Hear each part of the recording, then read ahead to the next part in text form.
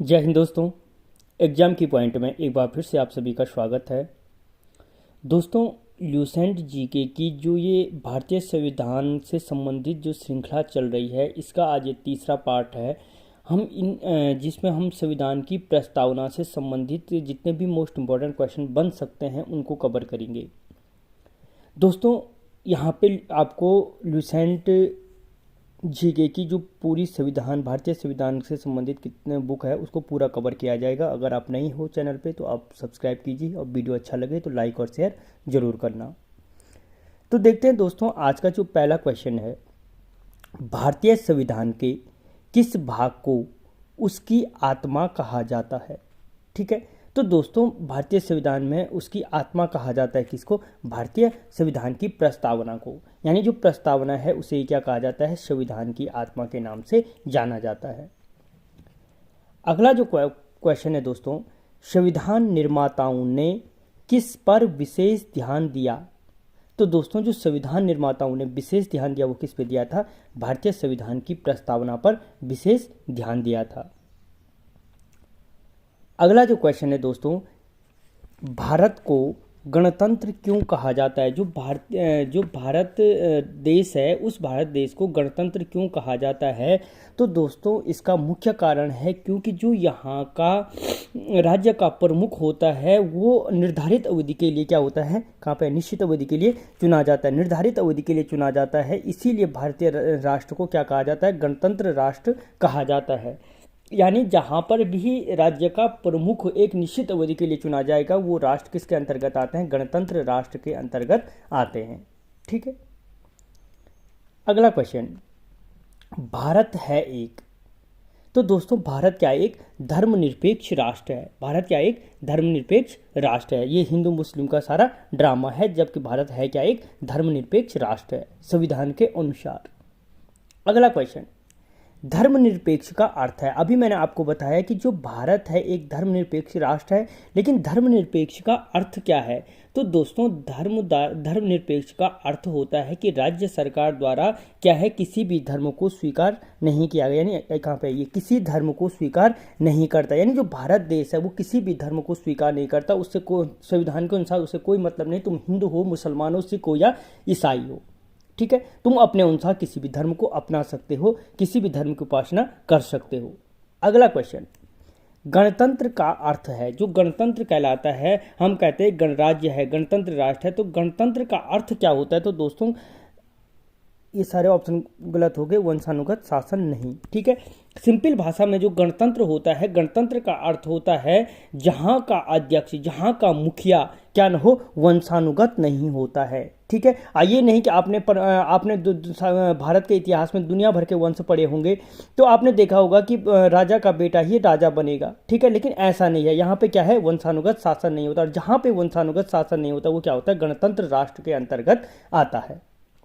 अगला क्वेश्चन, किन दो शब्दों को 42वें संशोधन द्वारा संविधान की उद्देशिका में, ये मैं कर देना, जोड़ा गया? ठीक है, कि जो 42वां संविधान संशोधन था, किन दो शब्दों को क्या किया गया? संविधान की उद्देशिका में क्या किया गया? उसके द्वारा किन दो शब्दों को जोड़ा गया? तो दोस्तों समाजवादी और धर्मनिरपेक्ष। कहाँ पे? समाजवादी और धर्मनिरपेक्ष, इन दो शब्दों को क्या किया गया था? 42वें संविधान संशोधन के द्वारा संविधान की उद्देशिका में जोड़ा गया था।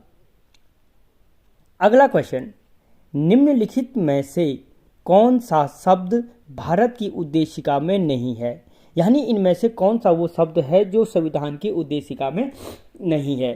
तो दोस्तों जो इनमें से लोक कल्याण है, लोक कल्याण शब्द संविधान की उद्देशिका में नहीं है, जबकि समाजवादी, पंथ निरपेक्ष, प्रभुत्व संपन्न, इन शब्दों का प्रयोग क्या किया गया है? संविधान की प्रस्तावना में या संविधान की उद्देशिका में प्रयोग किया गया है। जबकि संविधान की प्रस्तावना कब प्रस्तुत की गई, किस बैठक में की गई, किसने की थी, ये सारे क्वेश्चन मैं कल के वीडियो में डिस्कस कर चुका हूँ। ठीक है, तो जो भारत की संविधान की उद्देशिका क्या है? लोक कल्याण शब्द का प्रयोग नहीं किया गया है।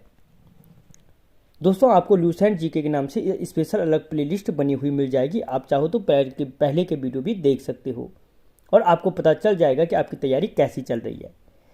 कल्याणकारी राज्य का उद्देश्य है। यानी हम कहते हैं कि एक कल्याणकारी राज्य का उद्देश्य क्या होता है? तो दोस्तों याद रखना, एक कल्याणकारी राज्य का उद्देश्य होता है कमजोर वर्गों का कल्याण करना या कमजोर वर्गों के हितों की रक्षा करना और उनको आगे बढ़ाने के प्रयासों को निश्चित करना। देखो दोस्तों, ऐसे क्वेश्चनों के कोई निश्चित आंसर नहीं है। निश्चित आंसर होता है, सिंपल तुम्हारे दिमाग में ये होना चाहिए कि कल्याणकारी राज्य का उद्देश्य कमजोर वर्ग का उद्धार करना, लेकिन उसके ऑप्शन किस तरीके से बनाता है वो अलग चीज बन जाएगी, लेकिन अर्थ वही निकलेगा कि कमजोर वर्ग का उद्धार करना।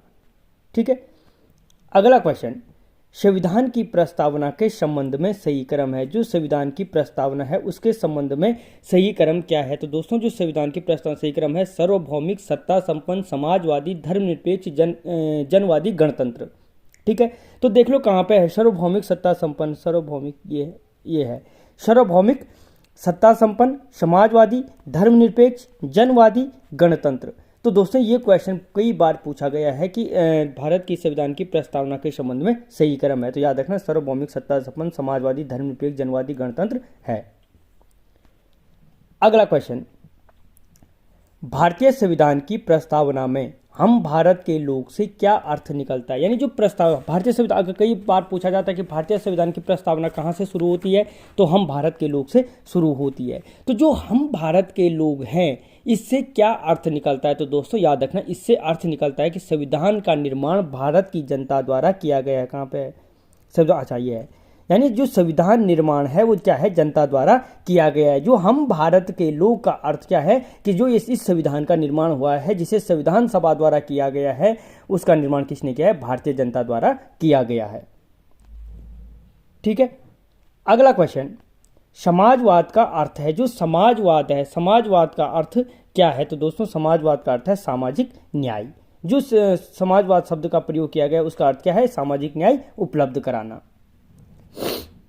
अगला क्वेश्चन, संविधान के अंतर्गत भारतीय लोकतंत्र के आदर्शों को हम कहाँ देख सकते हैं? ये क्वेश्चन बहुत बार पूछा जाता है कि संविधान के अंतर्गत भारतीय लोकतंत्र के आदर्शों को हम कहाँ देख सकते हैं? तो संविधान की प्रस्तावना में देख सकते हैं। दोस्तों यहाँ पे हम प्रस्तावना पढ़ रहे हैं इसलिए इसका आंसर सीधे दे सकते हैं, लेकिन यहाँ पे अगर नीति निर्देशक तत्व, मौलिक कर्तव्य, मौलिक अधिकार और प्रस्तावना इस तरीके से देता तो फिर कन्फ्यूजन वाला बन जाता। तो याद रखना, संविधान के अंतर्गत जो भारतीय लोकतंत्र के आदर्शों को हम देख सकते हैं वो संविधान की प्रस्तावना में देख सकते हैं।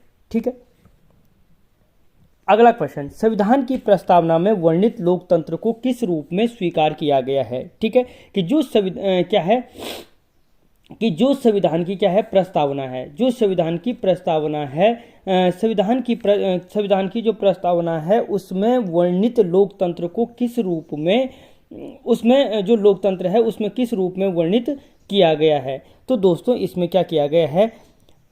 ये सभी स्वीकार किया गया, यानी राजनीतिक राजतंत्र, आर्थिक लोकतंत्र और सामाजिक राजतंत्र। इसमें क्या है? राजनीतिक, सामाजिक, आर्थिक, ठीक है, इन सभी प्रकार के लोकतंत्रों को क्या किया गया है? इसमें स्वीकार किया गया है। ठीक है,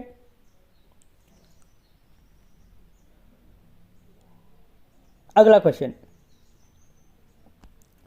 संविधान की प्रस्तावना के अनुसार शासन की सर्वोच्च सत्ता किसमें निहित होती है? ठीक है, जो संविधान की प्रस्तावना है हम भारत के लोग, उसके अनुसार शासन की जो सर्वोच्च सत्ता है किसमें निहित होती है? तो दोस्तों जनता में क्या होती है? शासन की जो सर्वोच्च सत्ता होती है वो निहित होती है किसमें? जनता में।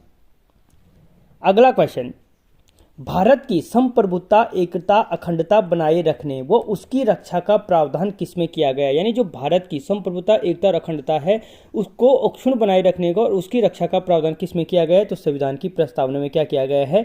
भारत की संप्रभुता, एकता और अखंडता को बनाए रखने का प्रावधान किया गया है। दोस्तों ये मोस्ट इंपॉर्टेंट क्वेश्चन है।